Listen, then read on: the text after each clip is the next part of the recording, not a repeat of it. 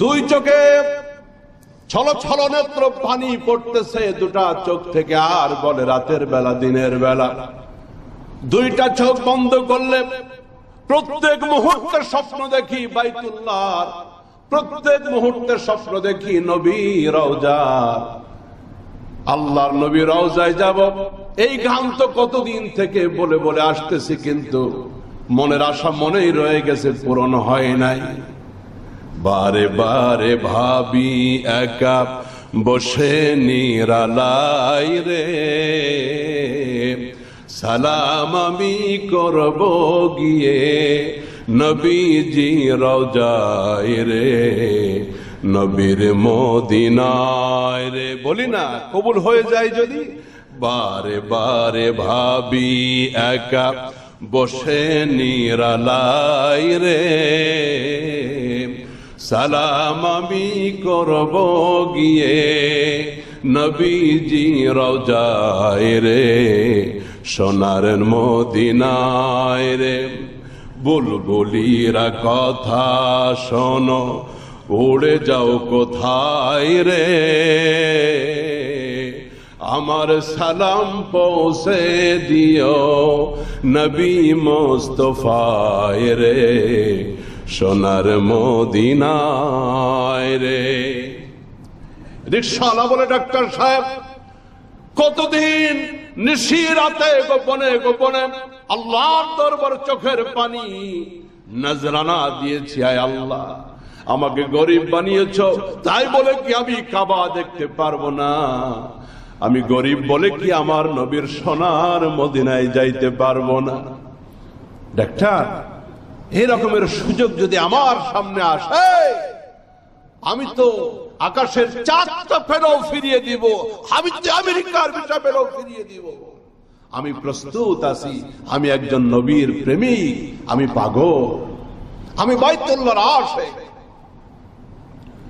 Doctor সাহেব তাকে একা কাছে নিয়ে গিয়ে বলে, দেখো আমি আমার গোটা পরিবার নিয়ে হজ করতে যাব, এই জন্য আমার এই পরিবারের গাইডের জন্য, পরিবারের সুব্যবস্থার জন্য একজন শক্তি সামর্থ্যবান লোক দরকার। আমাদের সার্বিক পরিচর্যার জন্য, দেখে রাখার জন্য একজন শক্তিশালী লোকও দরকার। সত্যি তুমি যদি রাজি থাকো, তোমার পাসপোর্টের ব্যবস্থা, ভিসার ব্যবস্থা, বিমানের টিকিটের টাকার ব্যবস্থা, যাবতীয় খরচের ব্যবস্থা আমি করব, আগে আমাকে ফাইনাল সিদ্ধান্ত দাও। রিকশাওয়ালা বলে, লাব্বাইক ওয়া সাদাইক। ডাক্তার সাহেব আমি রাজি আছি, আমি তৈরি আছি। ডাক্তার সাহেব দ্রুত টাকা দিয়ে, রেজিস্ট্রেশন ফি, ইমার্জেন্সি টাকা দিয়া তার টিকিট, তার ভিসা যাবতীয় ব্যবস্থা করে দিলেন। রিকশাওয়ালা নাই টাকা পয়সা, রব্বে করিম তাকে বাইতুল্লাহর মেহমান বানায় দিলেন।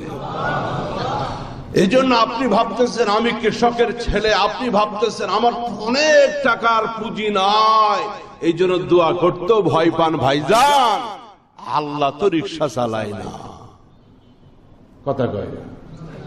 আল্লাহ তো সবজি বিক্রেতা না, তিনি তো মুদি দোকানদার না, তিনি তো রিকশাওয়ালা না, তিনি তো আহকামুল হাকিমিন, তিনি তো আকাশ এবং জমিনের সার্বভৌমত্বের মালিক। এই জন্য দুর্বলতা আমাদের আছে, আমাদের মালিকের কোন দুর্বলতা।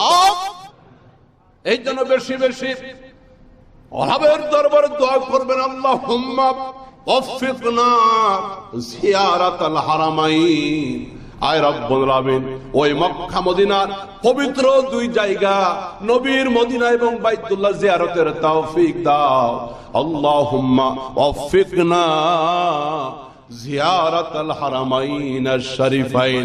বেশি বেশি আল্লাহর দরবারে দোয়া করতে থাকবেন। টাকা পয়সা ফ্যাট না, কবুল হইলেই টিকিট ভিসা এসে যাবে ইনশাআল্লাহ। আল্লাহ আমাদের সকলের জন্য কবুল করুক, বলো না আমিন। তাহলে প্রথম একজন হজ যাত্রী, হজে গমন ইচ্ছুক হজ যাত্রীর জন্য নাম্বার 1 তার কাজ হবে বেশি বেশি শুকরগুজারি করা, বেশি বেশি কৃতজ্ঞতা জ্ঞাপন করা, আর এই টাইমটা ইস্তেগফার করতে থাকা, কোন প্রকার গোনার ভিতরে যেন আমি জড়িয়ে না যাই। আমি তো বাইতুল্লাহর মুসাফির হতে যাচ্ছি, আমি তো নবীর মদিনার জিয়ারতকারী হতে যাচ্ছি। ইস্তেগফার বেশি বেশি, শুকরগুজারি বেশি বেশি। 2 নম্বর কাজ হলো নিয়তটাকে পরিশুদ্ধ করে নেওয়া। রব্বুল আমিন শুরুতেই বলে দিলেন ওয়ালিল্লাহি আলান নাসি হিজ্জুল বাইত। হজ হবে শুধুমাত্র আল্লাহর জন্য, পৃথিবীর কোন রং তামাশার জন্য নয়, পৃথিবীর কোন ট্রাভেলিং এর জন্য নয়। মক্কা মদিনা ভ্রমণ করব, এই জায়গা দেখব, এইটা আসল উদ্দেশ্য হবে না। আল্লাহ রাব্বুল আমিনকে খুশি করার জন্য, এই জন্য নিয়তটাকে পরিশুদ্ধ করে নিব। পার্থিব কোন গরজের জন্য আমরা হজে যাব না। চিত্ত বিনোদন বা আবহাওয়ার পরিবর্তনের জন্য একটু হজের সফরটা করে আসি, এই রকমের কিছু না। আরে ভাই, আপনি বাড়ি করছেন, একটা জানালা লাগবেন, এই জানালা রাখলে আপনার বাতাসও পাবেন, আপনি আলো পাবেন, রাস্তা দিয়ে কেউ ডাকলে সেইটাও শুনতে পারবেন। কিন্তু আপনি যদি টার্গেট করতে থাকেন একটা জানালা দরকার, এই জানালা দিয়ে 5 ওয়াক্ত আল্লাহর পবিত্র ঘর মসজিদের আজান আমি শুনবো, তাহলে বাতাসও ফ্রি, আলো ফ্রি, অক্সিজেন ফ্রি, মৃত্যু পর্যন্ত এই নিয়তের কারণে আমলনামায় সওয়াবও ফ্রি। নিয়ত করতে হবে।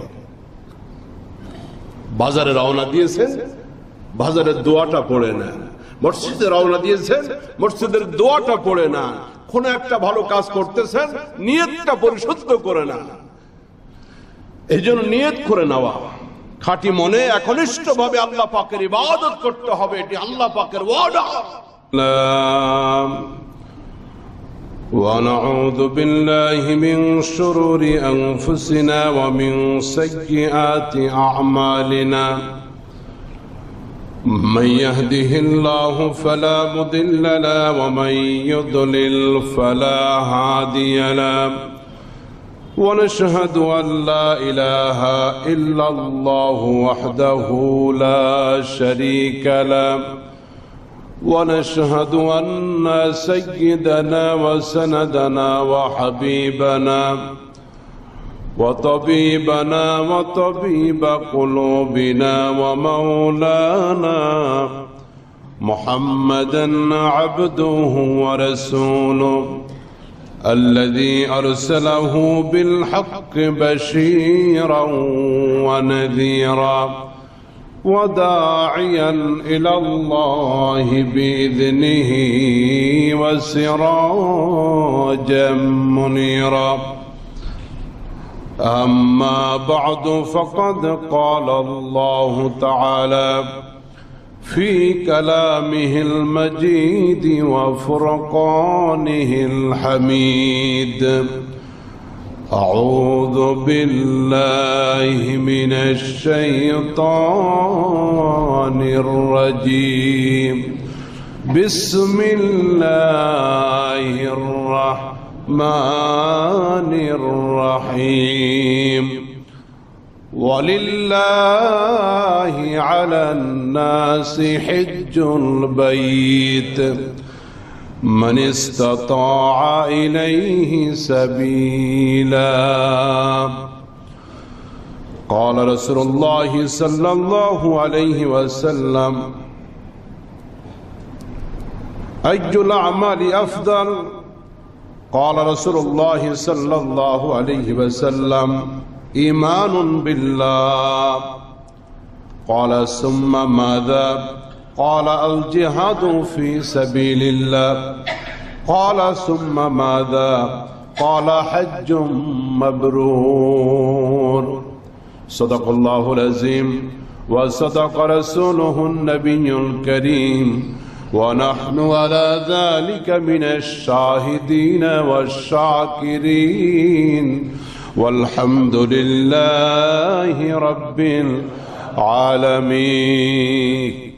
محبت درود إبراهيم پڑھی: اللهم صل على محمد وعلى آل محمد كما صليت على إبراهيم وعلى آل إبراهيم إنك حميد مجيد اللهم بارك على محمد وعلى آل محمد كما باركت على إبراهيم وعلى آل إبراهيم إنك حميد مجيد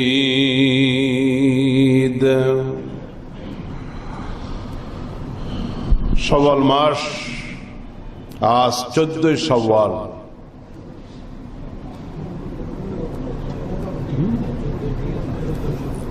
শাওয়াল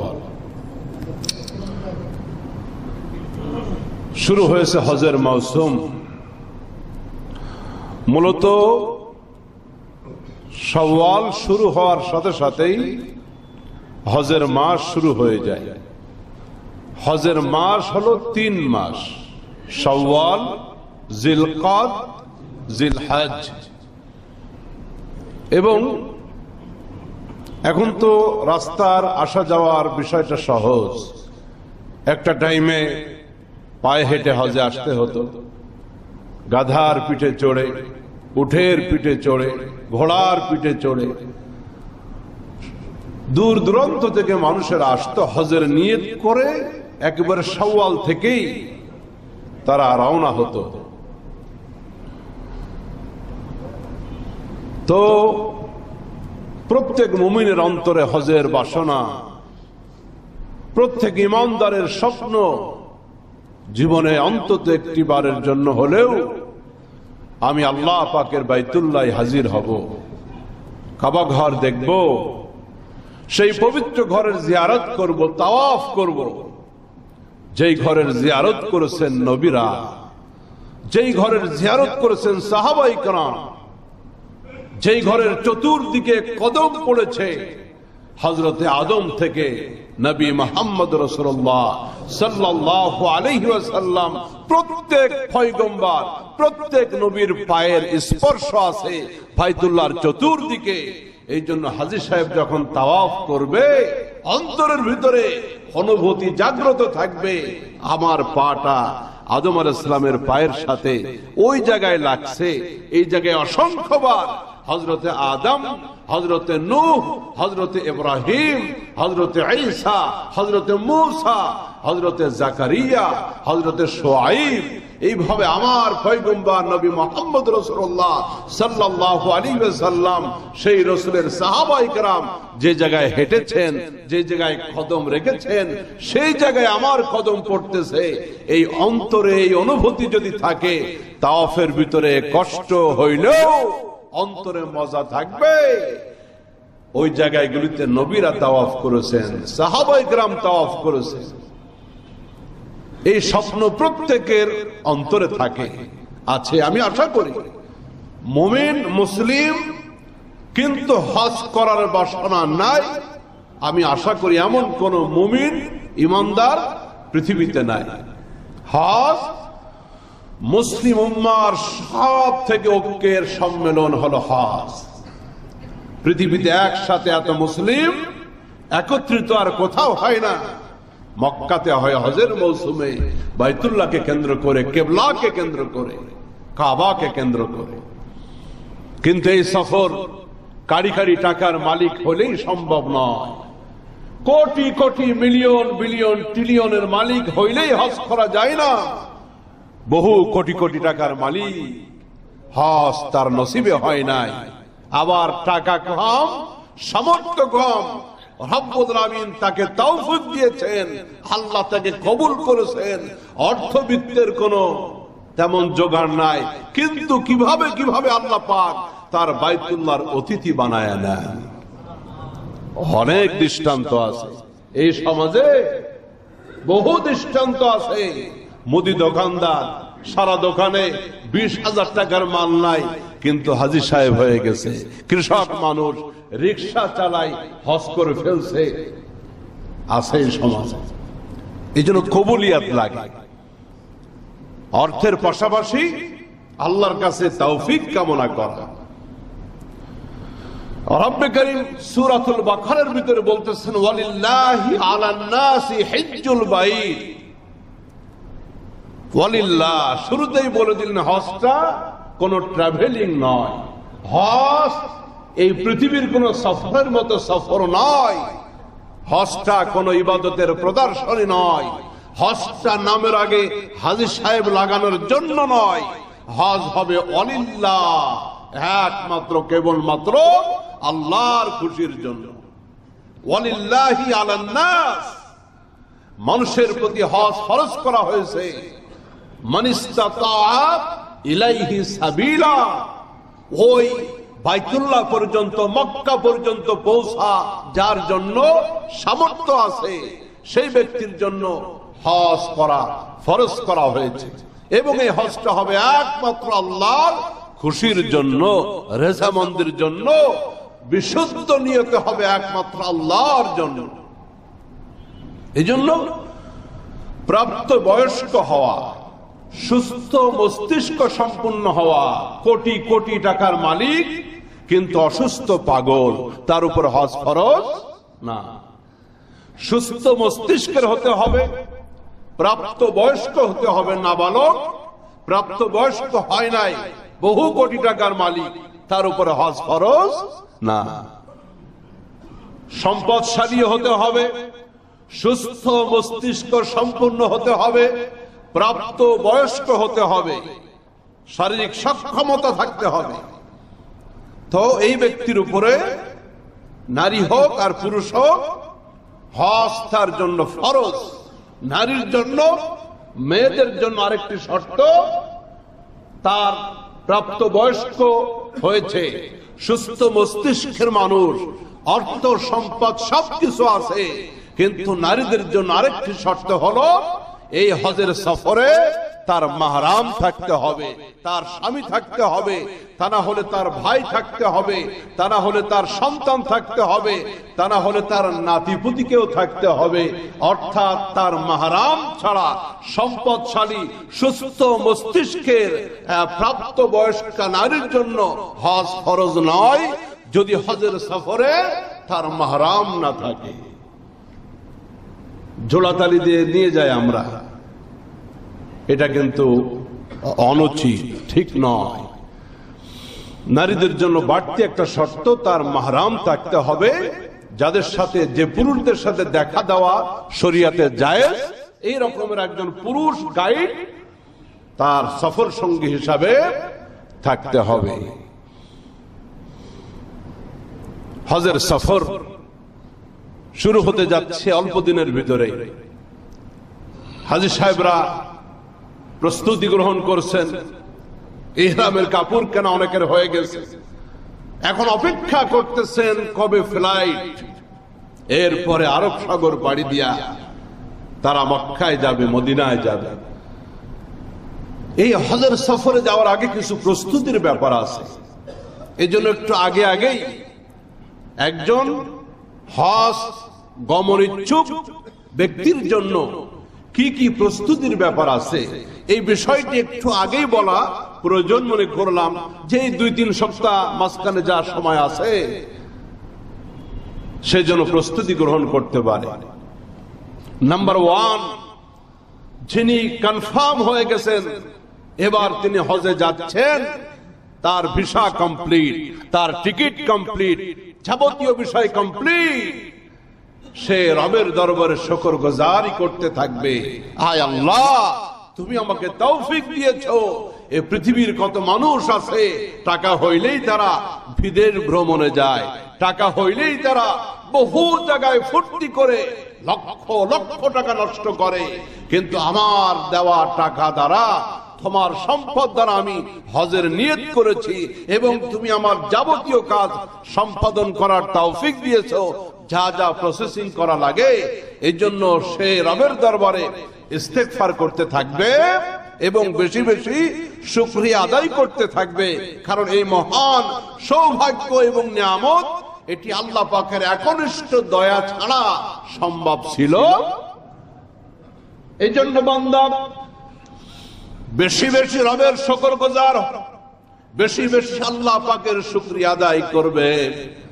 আল্লাহ রাব্বুল আলামিন বলেন, লা ইন শাকারতুম লাযীদান্নাকুম ওয়ালাইন কাফারতুম ইন্না আযাবি লাশাদীদ। রব্বে করিম বলেন, আমার শুকরিয়া আদায় করবে, লাইন শাকারতুম লাযীদান্নাকুম, যদি আমার কৃতজ্ঞ হও, যদি তোমরা শুকরগুজার বান্দা হও, আমি আল্লাহ পাকের ভান্ডারে কোনো কিছুর অভাব নাই, আমি রব্বুল আমিন আমার নিয়ামত রাজি তোমাদের উপর আরো বাড়ায়া দিব। ওয়াইন কাফারতুম, যদি তোমরা অকৃতজ্ঞ হও, ইন্না আযাবি লাশাদীদ, আমার শাস্তি বড় কঠিন শাস্তি।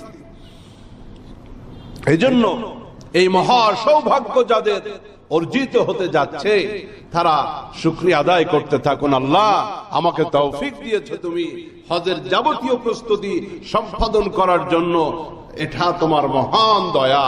এজন্য বেশি বেশি তারা শুকরিয়া আদায় করবে, বেশি বেশি তারা শুকরগুজার হবে। সকলে হজ করতে পারে? একটু বলেন না।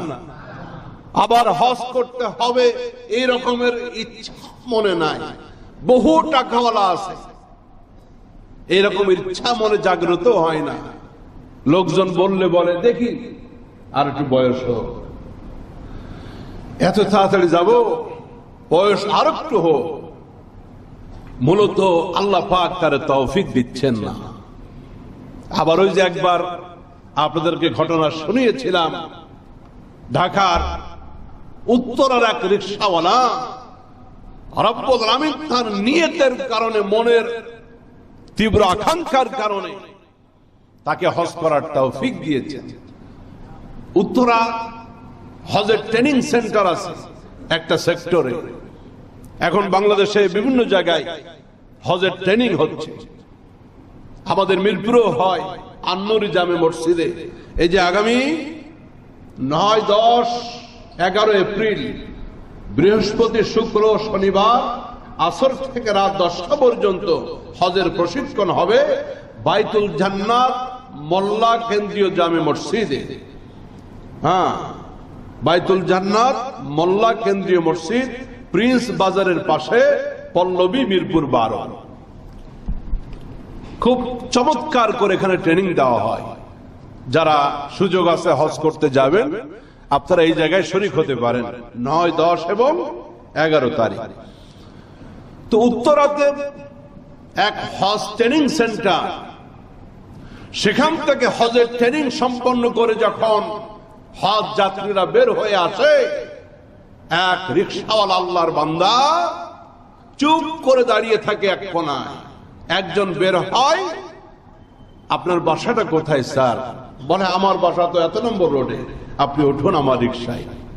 তাকে বাড়ির গেট পর্যন্ত নিয়ে যায়, কিন্তু জোর করে ভাড়াটা দিতে গেলেও ভাড়া নেয় না। লোকজন প্রশ্ন করে, কেন ভাড়া নিবা না? বলে, আমি তো গরিব মানুষ, আমি তো আর হজ করতে যেতে পারবো না। সেই স্বপ্ন দেখাটাও দুঃসাধ্যের ব্যাপার, কিন্তু আপনারা যারা হজে যাবেন, একটু আপনাদের পদধূলি আমার গাড়িতে নিতে চাই, অন্তত বাইতুল্লাহর যাত্রীদের খেদমত করতে চাই। দেখেন আন্তরিকতা কারে বলে। হ্যাঁ, ওই যে বলে না, যদি থাকে বন্ধুর মন, গাং পার হইতে আগে তো মন থাকতে হবে। টাকা থাকলেই হবে না, আগে মন থাকতে হবে। যে মাঝি আপনাকে গাং পার করাবে, তার নৌকায় জায়গা আছে, কিন্তু মনে জায়গা না, আপনি যাইতে পারবেন না এই নৌকায়। যদি থাকে বন্ধুর মন, গাং পার হইতে কতক্ষণ। আপনার চেষ্টা থাকা লাগবে, আর আল্লাহ রাব্বুল আলামিনের কবুলিয়াত লাগবে। এইভাবে এই গরিব রিকশাওয়ালা হাজিদের খেদমত করতে লাগলো। এক ডাক্তার সাহেব, এটা আমরা পত্রিকায় দেখেছিলাম, হয়তো সার্চ করলে অনলাইনেও পাবেন, এই রিকশাওয়ালার হজের এই ঘটনাটা। এক ডাক্তার সাহেব উঠছেন তার রিকশায়, তিনি যে মুহূর্তে তার বাড়ির গেটে নামছে, ভাড়া দিতে গেছে, নিবে না। ডাক্তার সাহেব বলছে, রিকশাওয়ালা, আমি তোমাকে বেশি দিব, কেন ভাড়া নিবা না? রিকশাওয়ালা বলে, স্যার, আমার মনে খুব ইচ্ছা আপনারা যারা হজে যাবেন আপনাদের একটু খেদমত করব, আপনারা বাইতুল্লাহ গিয়ে আমার জন্য দোয়া করবেন। আমি তো রিকশাওয়ালা, এই ৫-৭-১০ লাখ টাকা আমার পক্ষে একত্রিত করে হজে যাওয়া সম্ভব নয়। এই জন্য আমি এই কল্পনা করতেও পারি না। আমাকে আপনারা দোয়ায় শামিল রাখবেন। ডাক্তার মানুষ, মনটা নরম হয়ে গেছে, বলে আচ্ছা যদি তোমাকে একটা সুযোগ আসে, যদি তুমি চান্স পাও, যদি তোমার একটা সুযোগ আসে হজে যাওয়ার, তুমি কি হজে যেতে রাজি আছো? ঠিক ঠিক বলবা। গরিব মানুষ, চোখ দুইটা ধূসর হয়ে গেছে, চোখ ভাসা ভাসা পানি। বলে স্যার মস্করা করলেন, গরিব দেখে মস্করা করলেন। ডাক্তার সাহেব বলে মস্করা করলাম না, তুমি সত্যি করে বলো যদি তোমার সামনে হজের সুযোগ আসে তুমি কি হজ করতে যেতে রাজি আছো? কাঁদতেছে রিকশাওয়ালা, দুই চোখে ছল ছল নেত্র পানি পড়তেছে দুটা চোখ থেকে। আর বলে রাতের বেলা দিনের বেলা দুইটা চোখ বন্ধ করলে প্রত্যেক মুহূর্তে স্বপ্ন দেখি বাইতুল্লাহ, প্রত্যেক মুহূর্তে স্বপ্ন দেখি নবী রওজা, আল্লাহর নবী রওজায় যাব। এই গান তো কতদিন থেকে বলে বলে আসতেছি, কিন্তু মনের আশা মনেই রয়ে গেছে, পূরণ হয় নাই। বারে বারে ভাবি একা বসে নিরালাই রে, সালাম আমি করব গিয়ে নবীজি রওজায় রে, নবীর মদিনায় রে। বলি না কবুল হয়ে যায় যদি। বারে বারে ভাবি একা বসে নিরালাই রে, সালাম আমি করব গিয়ে নবীজি রওজায় রে, সোনার মদিনায় রে। বুলবুলিরা কথা শোনো, উড়ে যাও কোথায় রে, আমার সালাম পৌঁছে দিও নবী মুস্তাফায় রে, সোনার মদিনায় রে। রিকশাওয়ালা বলে ডাক্তার সাহেব কতদিন নিশি রাতে গোপনে গোপনে আল্লাহর দরবার চোখের পানি নজরানা দিয়েছি। আয় আল্লাহ আমাকে গরিব বানিয়েছো, তাই বলে কি আমি কাবা দেখতে পারবো না? আমি গরিব বলে কি আমার নবীর সোনার মদিনায় যাইতে পারবো না? ডাক্তার এই রকমের সুযোগ যদি আমার সামনে আসে, আমি তো আকাশের চাঁদটা ফেরাও ফিরিয়ে দিব, আমি তো আমেরিকার ভিসা ফেরাও ফিরিয়ে দিব। আমি প্রস্তুত আছি, আমি একজন নবীর প্রেমিক, আমি পাগল, আমি বাইতুল্লাহর আশিক।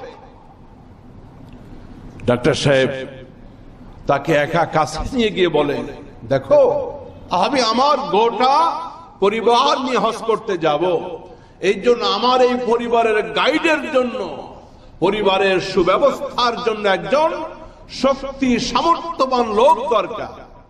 আমাদের সার্বিক পরিচর্যার জন্য, দেখে রাখার জন্য একজন শক্তিশালী লোকও দরকার। সত্যি তুমি যদি রাজি থাকো, তোমার পাসপোর্টের ব্যবস্থা, ভিসার ব্যবস্থা, বিমানের টিকিটের টাকার ব্যবস্থা, যাবতীয় খরচের ব্যবস্থা আমি করব, আগে আমাকে ফাইনাল সিদ্ধান্ত দাও।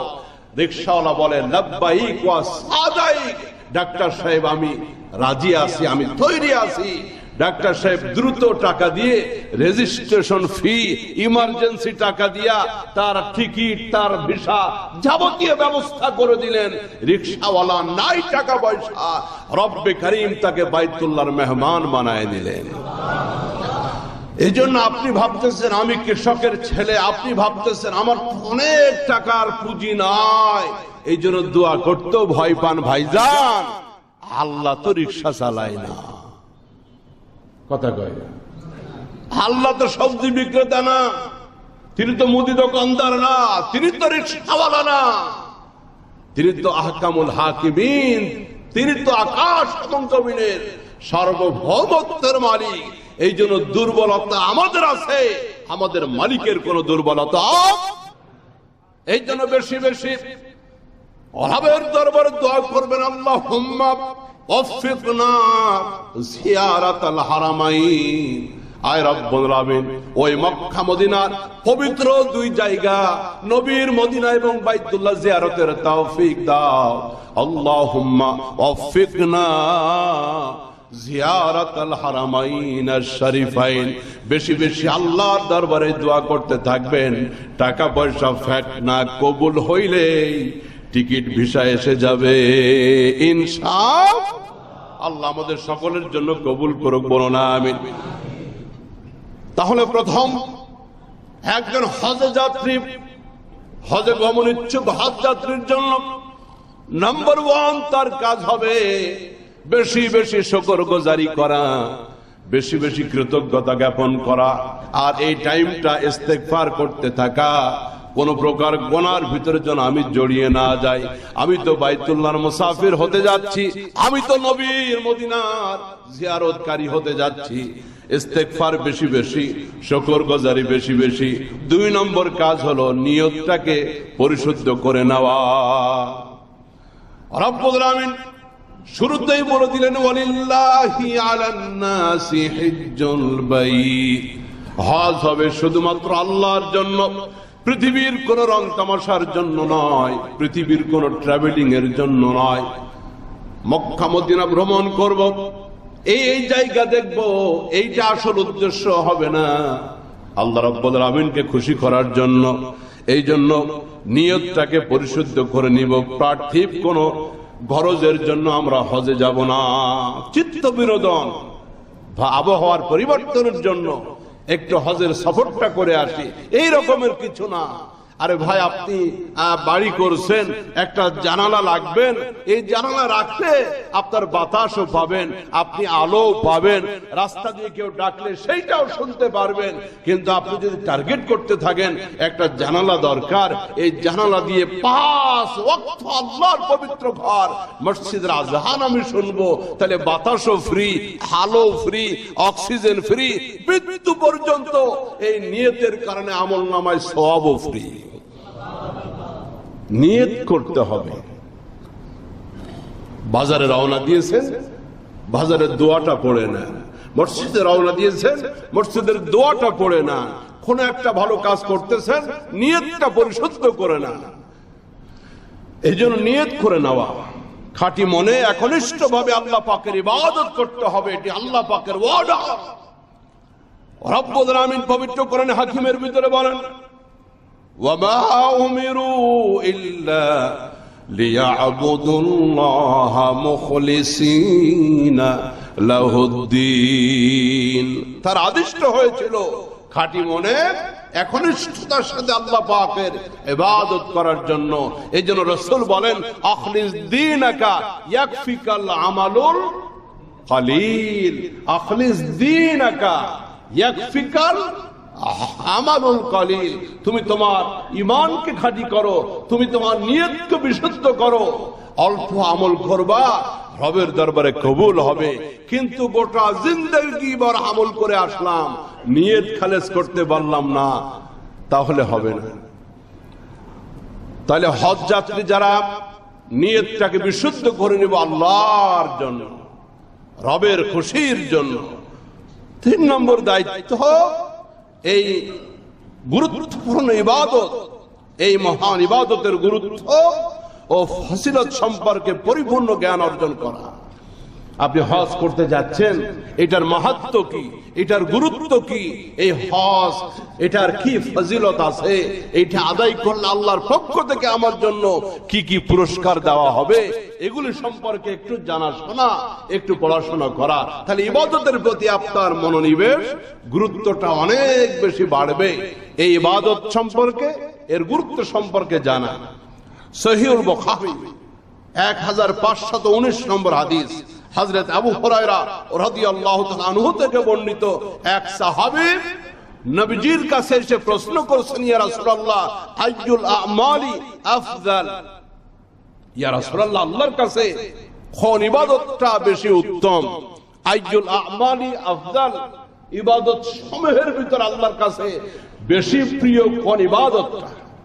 নবীজি বলেন ক্বালা আল ঈমানু বিল্লাহ, রবের প্রতি পরিপূর্ণ ঈমান আনয়ন করা, আল্লাহর প্রতি ঈমান আনা, এটা সব থেকে গুরুত্বপূর্ণ এবং এটা উত্তম, এটা আফজাল, এটা সব থেকে বেশি দরকারি। সাহাবী প্রশ্ন করলেন ক্বালা সুম্মা মাযা, এরপরে সব থেকে আফজাল আল্লাহর কাছে প্রিয় ইবাদত কোনটা? নবীজি বললেন ক্বালা আল জিহাদু ফি সাবিলিল্লাহ, আল্লাহর পথে জিহাদ করা, আল্লাহর পথে কাফেরদের বিরুদ্ধে লড়াই করা, কুফরের বিরুদ্ধে এই পৃথিবীতে আল্লাহর আইন, আল্লাহর বিধান বাস্তবায়নের জন্য কাফেরদের মোকাবেলা করা, জিহাদের ময়দানে শামিল হওয়া। সাহাবী আবার প্রশ্ন করেছে ক্বালা সুম্মা মাযা, এরপর আল্লাহর দরবারের সব থেকে প্রিয় আমল কোনটা? নবীজি বললেন ক্বালা হজ্জুম মাবরুর, হজ্জে মাবরুর আফজাল ইবাদত, হজ্জে মাবরুর আল্লাহর কাছে প্রিয় এবং শ্রেষ্ঠ ইবাদত। হজ্জে মাবরুর বলা হয় সেই হজকে যে হজের ভিতরে রিপুর কোনো কামনা বাসনা থাকে না, যে হজের মাধ্যমে দুনিয়া বিমুখতা হয়, আখিরাতকে প্রাধান্য দেওয়া হয়, যে হজের ভিতরে কোনো অশ্লীল কথা থাকে না, কোনো পাপাচারিতা থাকে না, সেই হজকে বলা হয় হজ্জে মাবরুর। এবং রাসূল বলেছেন আল হজ্জুল মাবরুর, আল হজ্জুল মাবরুর লাইসা লাহু জাযাউন ইল্লাল জান্নাহ, হজ্জে মাবরুর তো সেই হজ যেটার পুরস্কার আল্লাহ পাকের জান্নাত ছাড়া আর কিছু নয়। সুবহানাল্লাহ। অর্থাৎ হজ্জে মাবরুরের পুরস্কার আল্লাহ পাকের জান্নাত, আল্লাহ তার জান্নাতটাই দিয়ে দিবেন যে হাজী সাহেব তার হজ্জে মাবরুর নসিব হবে। এই জন্য হজের মৌসুমে খুব সতর্ক থাকা, আমার দ্বারা কোনো বাজে কথা যেন না হয়, আমার দ্বারা কাউকে কষ্ট দেওয়া না হয়। শয়তান কিন্তু ডিউটি খুব পালন করে। রমজান মাসে শয়তান বাধা থাকলেও হজের সময় কিন্তু বাধা থাকে, মনে রাখতে হবে। রমজান মাসে বাধা থাকে তাই এত পাপ, আর হজের মৌসুমে ছাড়া থাকে। শয়তান হজ কিভাবে নষ্ট করবে এর মারাত্মক পায়তারায় লিপ্ত থাকে শয়তান। হাজী সাহেবদেরকে নিয়ে বারবার জিজ্ঞাসা করে প্যাকেজ আমাদেরটা ভাই এই, আপনারটা কত? আশপাশে মিনিমাম 100 হাজিরে জিজ্ঞাসা করে ঠকলাম নাকি জিতলাম, টাকা বেশি গেল না কম গেল, ভাই খানা দানা কি দেয়, রাতে কি খাইছেন গতকাল। এরপরে নানামুখী গীবত শেখায়, চলতেই থাকে এগুলা। একেবারে সৌদি সরকার থেকে শুরু করে ওর গ্রামের মোহাম্মদ আব্দুল্লাহ, যত লোক আছে দুনিয়ায়, কোন গীবত শেখায় বাকি থাকে না। এটা শয়তান করায় যেন আপনার হজটা নষ্ট হয়ে যায়। হাজী সাহেব জীবন ভর তো আল্লাহ কম খাওয়াই নাই, হজ থেকে ফিরে আসলেও বহুত খাইতে পারবেন। এই 40-45 দিনের খাওয়া দাওয়া নিয়ে মুআল্লিমের সাথে ঝগড়া, এই নেতৃত্বে যারা আছে তাদের সাথে গন্ডগোল, টাকা পয়সা নিয়ে ঝামেলা অহরহ হয়। আপনি হয়তো করেন নাই, কিন্তু বহু হাজী সাহেব এগুলির ভিতরে লিপ্ত হয়ে যায়। হজের মৌসুমে স্বামী স্ত্রীর ঝগড়া শুরু হয়ে যায়। 2016 সালে আমি হজের মৌসুমে একেবারে হারামের ভিতরে হোটেল, স্বামী স্ত্রীর ঝগড়া লাগছে, হজের একদম আগ দিয়া ফ্যানের সাথে গলায় দড়ি দিতে গেছে বউ, পাশেই কাবা শরীফ। নাউজুবিল্লাহ জোরে খান। কদিন আগে এক মহিলা উমরা করতে গিয়ে ধরা পড়ছে বাইতুল্লাহর গিলাফ কাটতে গিয়ে, মনে হয় মিশরীয় হবে সম্ভবত। বহুত রকমের অস্ত্র শয়তান দেয়। কাবা শরীফের গিলাফের টুকরা কাটতে গেছে, পুলিশ ধরে ফেলছে। চিন্তা করেন অবস্থা কি। এই জন্য হজের মৌসুমে হজটাকে নষ্ট করার জন্য এত গুরুত্বপূর্ণ একটি সফর, জিন্দগিতে আসতে পারবেন বলে আর কোনো গ্যারান্টি নাই। এবং এই সফর শেষ করে দেশে ফিরবেন, সেই গ্যারান্টিও নাই। বহু বাংলাদেশে হাজির জানাজা হয় কিনা? হয়। এই জন্য স্বপ্নের সফর, আধ্যাত্মিক সফর, জান্নাতের সফর, এই সফরটা যেন শয়তানের ওয়াসওয়াসায় নষ্ট না হয়ে যায় হজের মৌসুমে। এই জন্য হজ্জে মাবরুর সেই হজ, যে হজের ভিতরে কোনো অশ্লীল বাক্য থাকে না, যে হজের ভিতরে অশ্লীল কোনো কার্যকলাপ থাকে না, মানুষকে কষ্ট দেওয়া হয় না, একমাত্র জোরে বলতে হবে সেই হজটা কার জন্য? আল্লাহর জন্য। এই জন্য আরেকটি কাজ করতে হবে, হজে যারা যাবেন এই ইবাদতের মাসলা মাসাইল সম্পর্কে আপনারা জ্ঞান লাভ করবেন। আরবিতে কথা আছে, আল ইনসানু আদুউন লিমা জাহিলু। একজন মানুষ ওই ব্যাপারে অজ্ঞ, ওই ব্যাপারটার সাথে তার বন্ধুত্বপূর্ণ সম্পর্ক হয় না যে ব্যাপারে তার জানা নাই। একটা শত্রুতার মতো ব্যক্তি সম্পর্কে হতে পারে, কোন বিষয় সম্পর্কে হতে পারে, যেই ব্যাপারে মানুষের জ্ঞান থাকে না ওই ব্যাপারের সাথে মানুষের বন্ধুত্ব হয় না, শত্রুতা শত্রুতা একটা ভাব থাকে। এই জন্য প্রত্যেক ইবাদত সম্পর্কে জানা, তার মাসআলা সম্পর্কে জানা, তার ফজিলত সম্পর্কে জানা। হযরত ইব্রাহিম, মুসলিম জাতির বাবা হযরত ইব্রাহিম, আমাদের মুসলিম জাতির, আরে জোরে বলেন না, পিতা। মানে এদেশে তো বহুত বাবা, খাজা বাবা, দয়াল বাবা, আবার দুদিন আগে প্রশাসন বন্ধ করে দিয়েছে চাঁদপুরে ল্যাংটা বাবা। এক ওরস শুরু হয়েছে, গাঞ্জা খাওয়ার ওরস, এগুলিও বাবা। ল্যাংটা বাবা মানে ওর গায়ে তো কাপড় চুপড় দিয়ে ভরা, কিন্তু এই দরবারেও কিছু লোকের আনাগোনা আছে। চিন্তা করেছেন অবস্থা বাংলাদেশ। আহারে মানুষ ধর্মীয় অজ্ঞতার কারণে, ইসলাম না জানা শোনার কারণে ল্যাংটা হয়ে গেলেও মুরিদ জুটে যায়।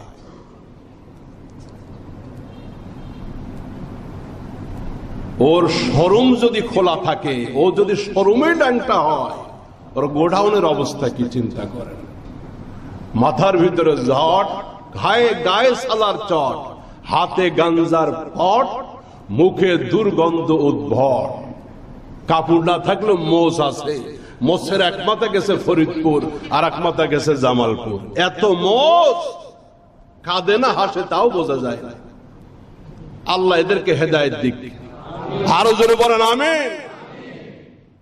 এগুলি আবার বাবা, আমাদের মুসলিম জাতির বাবা ইব্রাহিম আলাইহিস সালাম নিজের পিতা, নিজের জন্মদাতা বাপ ছাড়া রাস্তাঘাটে যাকে তাকে বাপ বলা শরীয়তে জায়েজ নয়। এটা গুরুত্বপূর্ণ একটি ব্যাপার, যাকে তাকে বাবা বানাই দেওয়া যাবে না। রব্বে কারীম মুসলিম জাতির বাবা হযরত ইব্রাহিম সম্পর্কে বলে দিলেন, মিল্লাতা আবিকুম ইব্রাহিম। পড়েন সকলে, মিল্লাতা আবিকুম ইব্রাহিম ওয়া সাম্মাকুমুল মুসলিমিন। হযরত ইব্রাহিম তিনি গোটা পৃথিবীর মুসলিম জাতির বাবা। আমাদের নাম রাখছেন মুসলমান, তিনি রাখছেন ইব্রাহিম আলাইহিস সালাম নাম রাখছেন মুসলমান। আল্লাহ রাব্বুল আলামিন বলেন, যে মুহূর্তে বাইতুল্লাহ নির্মাণ শেষ হয়ে গেল, পুনর্নির্মাণ, বাবা মিস্ত্রি আর যুগালে তার ছেলে হযরত ইসমাইল। এবার বাইতুল্লাহ নির্মাণ কমপ্লিট হয়ে গেলে বাপ বেটা দুজন মিলে রবের দরবারে হাত তুলেছে। আল্লাহর দরবারে দুইটা হাত তুলে বাবা দোয়া করতেছে, আমিন আমিন বলে ছেলে, ছেলে বলতেছে আমিন আমিন, আর বাবা বলতেছে রব্বানা ওয়াজআলনা মুসলিমাইনি লাক ওয়া মিন যুররিয়্যাতিনা উম্মাতাম মুসলিমাতান লাক ওয়া আরিনা মানাসিকানা ওয়া তুব আলাইনা ইন্নাকা আনতাত তাওয়াবুর রহিম। আল্লাহু আকবার। রবের কাছে হযরত ইব্রাহিম বলছেন, রব্বানা ওয়াজআলনা মুসলিমাইনি লাক, আল্লাহ আমাদের ভাইকে তুমি অনুগত্যশীল মুসলমান বানাও। আমরা বাপ বেটা দুইজনকে আপনি অনুগত বানায় দেন আপনার জন্য, আমরা অনুগত হতে চাই আপনার। ওয়া মিন যুররিয়াতিনা উম্মাতাম মুসলিমাতাল লাক, আর আমাদের বংশধরদের ভিতরে অনুগত একটা দল আপনি কবুল করুন। আমার বংশধরদের ভিতর থেকে পৃথিবীতে যারা আসবে অনুগত একটা দল আপনি সৃষ্টি করে দিন। ওয়া আরিনা মানাসিকানা ওয়া তুব আলাইনা ইন্নাকা আনতাত তাওয়াবুর রহিম। আল্লাহ আপনি আরেকটা কাজ করবেন, ও আরিনা মানাসিকানা, এই হজ করতে যত নিয়ম আছে হজের ইলম আমাদেরকে শিখান। হযরত ইব্রাহিম আলাইহিস সালাম আল্লাহর কাছে বলছে, আল্লাহ হজের নিয়ম কানুনগুলি আপনি আমাদেরকে শিখান, কিভাবে তাওয়াফ করতে হবে, কিভাবে সাই করতে হবে, কিভাবে কুরবানি করতে হবে, কিভাবে সাফা মারওয়া সাই করতে হবে, কিভাবে জিয়ারত করতে হবে, যত ইলম দরকার হজ করতে আপনি আমাদেরকে শিখায় দেন। আল্লাহুম্মা আমিন। বাপে আমিন আমিন, বাপে দোয়া করতেছে, ইসমাইল আমিন বলেছে, আমরা আমিন বললাম। আল্লাহ ইন্নাকা আনতাত তাওয়াবুর রহিম, আপনি আমাদের তওবা কবুল করুন, আপনি উত্তম তওবা কবুলকারী। তাহলে হজের মাসলা মাসাইলগুলো আমরা শিখবো। যারা হজে গমন ইচ্ছুক অবশ্যই আপনাদেরকে একটা হজ গাইড দেওয়া হয়েছে, এটা বালিশের নিচে ভাস করে রেখে দেওয়ার জন্য নয়, এটা পড়ে পড়ে শেখার জন্য। তাহলে হজের মাসলা মাসাইলগুলো আমরা জানবো ইনশাআল্লাহ। আর যারা জীবনে হজ করব না নিয়ত করছি, আমরা হজ শেখার দরকার নাই, আপনিও পড়তে থাকুন, আগ্রহ জন্ম নিবে ইনশাআল্লাহ। আর তিনটা কাজ করব, বৈধ অর্থের উৎস থেকেই যেন হজ করি, আমরা মেরে ধরে না। হজটা করব বৈধ আয়ের উৎস থেকে। এক লোক বহু বছর হজ করছে, যতবার বলে লাব্বাইক আল্লাহুম্মা লাব্বাইক, আওয়াজ আসে লা লাব্বাইক। পরে তাকে বলা হলো, তুমি বারবার হজ করতে আসো বটে, কিন্তু তোমার হজের আয়টা উৎসটা বৈধ। এজন্য বৈধ অর্থের উৎস থেকেই হজের যাবতীয় কাজ সম্পাদন করব। ঋণগ্রস্ত হলে পরিশোধ করে যাব। এই সফর থেকে ফিরে আসবো কোনো গ্যারান্টি না। আত্মীয় স্বজন ও পড়োশীদের থেকে বিদায় নিব, ঋণ মুক্ত হব, কারো প্রতি জুলুম থাকলে তার কাছে ক্ষমা চাইব। এই কাজগুলি, এই যে মাসখানিক আছে অনেকের জন্য, আপনারা এই কাজগুলি করবেন। ঋণগ্রস্ত হলে ঋণ পরিশোধ করা, ওসিয়ত থাকলে ওসিয়ত নামা তৈরি করে যাওয়া। আপনি যদি মনে করেন যে আমার এই কাজগুলি আমি সম্পাদন করতে পারলাম না, তাহলে খাতা কাগজে সন্তানদের কাছে ওসিয়তনামা রেখে যাওয়া, আমার মৃত্যুর পরে এই কাজগুলা বাকি থাকবে, সম্পাদন করব তোমরা। এখন থেকে যাবতীয় মোহ, লোভ, লালসা, সকল পাপাচার মুক্ত হওয়া, দুনিয়াবী সমস্ত অন্যায় থেকে বিরত থাকা, সাথে সাথে অতীতের থেকে ইবাদতের পরিমাণ আরো বাড়িয়ে দেওয়া। 8 নম্বর কাজ করব, অতীতের যাবতীয় গুনাহ থেকে তওবা করব। সর্বোপরি নিজেকে এমন ভাবে তৈরি করা, হজের সফর যেন দুনিয়ার শেষ সফর। তাই মৃত্যুর প্রস্তুতি নিয়েই লাব্বাইক আল্লাহুম্মা লাব্বাইক, লাব্বাইক লা শারীকা লাক লাব্বাইক, ইন্নাল হামদা ওয়ান নি'মাতা লাকা ওয়াল মুলক লা শারীকা লাক। এই তালবিয়ার ভিতরে আপনি কি বলতেছেন এটা আপনি একটু পড়েন, এর অর্থ কি, এর ব্যাখ্যাটা কি, কি বললেন আপনি লাব্বাইক আল্লাহুম্মা লাব্বাইক বলে, এটা একটু অনুধাবন করবেন, হজ করে মজা পাবেন। আল্লাহ রাব্বুল আলামিন আমাদের সকলকে মৃত্যুর আগে বাইতুল্লাহ জিয়ারতের তৌফিক দান করেন। ও যুবকেরা, তরুণেরা, দুইটা কাজে অর্থের সংযোগ সঞ্চয় করো। এক হলো বালেগ হওয়ার পরে ভালো একটা অবস্থান এসে যাওয়ার সাথে সাথে দ্রুত বিয়ে করে নাও। আর একটা হলো বিয়ে শাদী হয়ে গেছে, এবার হজের জন্য টাকা পয়সা ব্যয় করো। এই লাভ রোডে, গাব রোডে, হোটেল, রেস্তোরাঁ, অমুক জায়গা তমুক জায়গা, জিন্দগি নষ্ট করো না, যৌবন নষ্ট করো না, অর্থ নষ্ট করো না। ওই মরার পরে বুদ্ধিজীবী আর আজিমপুরে টেনে হেসড়ে মাটিতে রেখে আসবে, তখন বুঝবা লাভ রোডের লাভগুলা কত মজার ছিল। প্রাপ্তবয়স্ক হওয়ার সাথে সাথে বিয়ে শাদী, আল্লাহ পাক রিজিকের দায়িত্ব নিয়েছেন। পরিবার হয়ে গেলে, বিবাহ হয়ে গেলে আল্লাহ রিজিক বাড়াই দিবেন। এই জন্য ওই নিজের পায়ে দাঁড়াইতে দাঁড়াইতে আর পায়ে শক্তি থাকে না। বিয়ে আমাদের সমাজে এমন হয়ে গেছে, নিজের পায়ে দাঁড়াইতে দাঁড়াইতে ওই পায়ে আর শক্তি থাকে না। বয়স 30, 35, 40 বছর হয়ে যায়, কবরের ডাক এসে যায়, তখন বিয়ে শেষ। এই জন্য